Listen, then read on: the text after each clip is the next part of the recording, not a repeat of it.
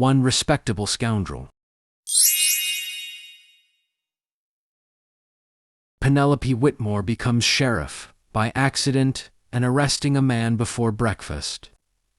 The town council hands her the badge with nervous smiles, and within an hour she's discovered a stranger snoring peacefully in the jail cell, her jail cell. His boots are polished, his hat tipped over his eyes, and he looks far too comfortable for someone supposedly under arrest. When she rattles the bars, he wakes with a lazy grin and says, "Morning, Sheriff," as if they've been acquainted for years. Penelope informs him she has no idea who he is or how he got there.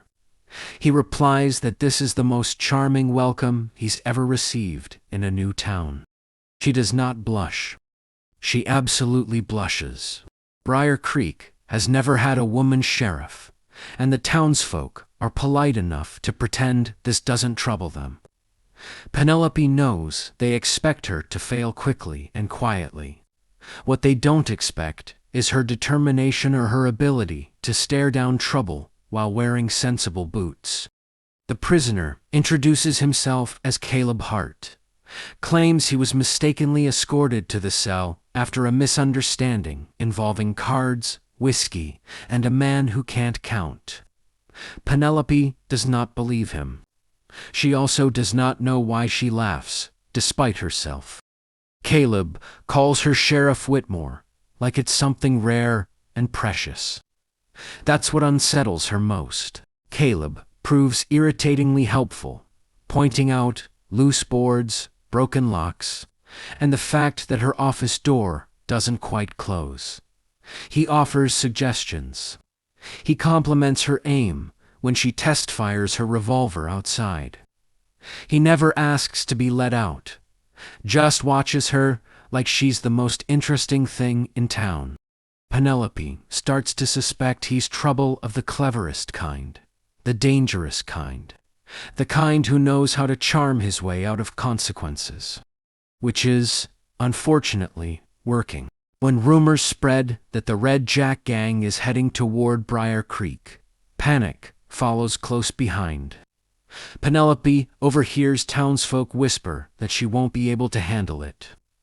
Caleb hears too and calmly points out that he knows the gang's tricks. She refuses his help. He offers it anyway. Eventually, she agrees to a deal that makes her stomach flutter. Temporary freedom in exchange for protecting the town. Caleb accepts with a bow that feels suspiciously like flirting. Their handshake lingers. They both notice. Neither comments. Caleb trains the townsfolk with a mix of patience and humor, turning fear into confidence. Penelope watches him move quick, controlled, protective, and tells herself she's simply assessing a potential threat. During a practice drill, chaos erupts. Penelope trips. Caleb catches her, and suddenly they're far too close, laughing breathlessly. He jokes about her arresting him again, just to keep him nearby. She threatens to do exactly that. He looks hopeful. Caleb fixes fences, tells stories to children, and earns smiles from people who once feared him. Penelope tries not to notice how the town looks at him more, how he looks at her when he thinks she isn't watching. One evening, under lantern light, they talk quietly about choices, about reinvention, about loneliness. The air grows thick with something unspoken, and Caleb leans in. A horse snorts loudly nearby, ruining everything. They laugh too hard, too fast, and walk away separately, pretending nothing almost happened. Penelope swears she will not attend the harvest social. She attends anyway. Caleb arrives freshly shaved, infuriatingly handsome, and very aware of the effect he has. They dance once. Then again, the town watches in open disbelief as the sheriff laughs, twirls, and forgets herself entirely. When Caleb spins her too fast, she stumbles and, He steadies her with a hand at her waist.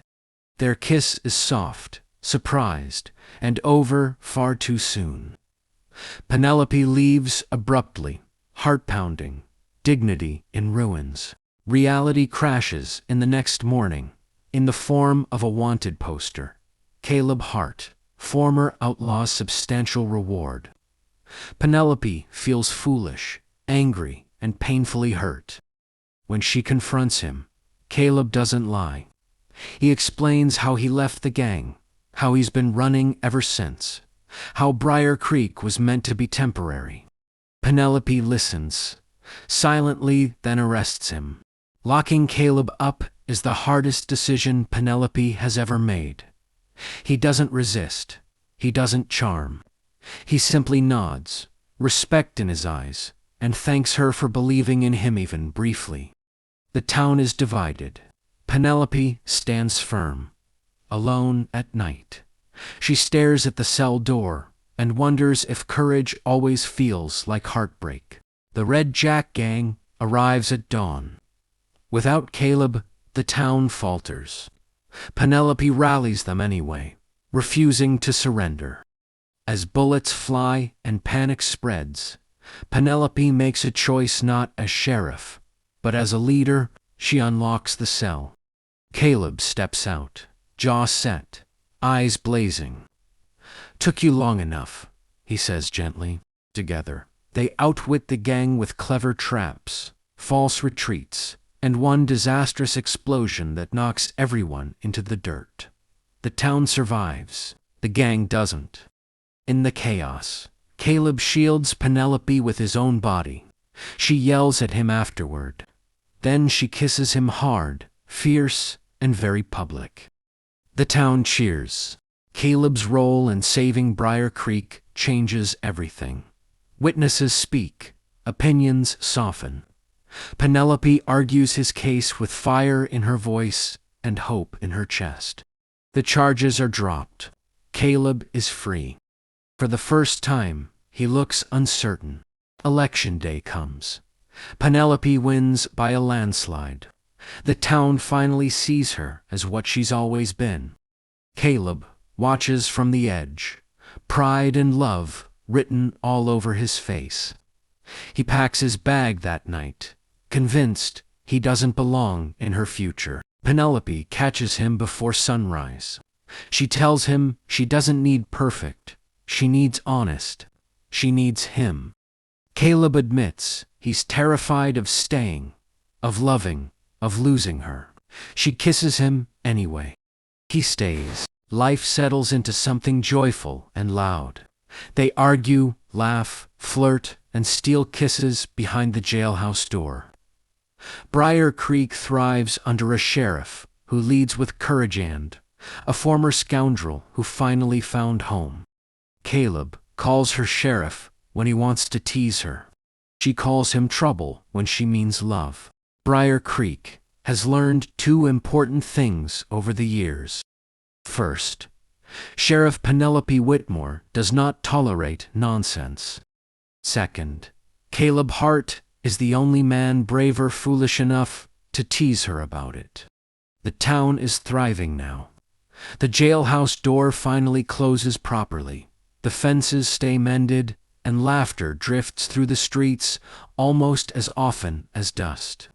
Penelope stands on the boardwalk, one golden afternoon, hat tipped low, watching children race past with wooden horses while Caleb pretends not to cheat at cards nearby. He always cheats. She always catches him.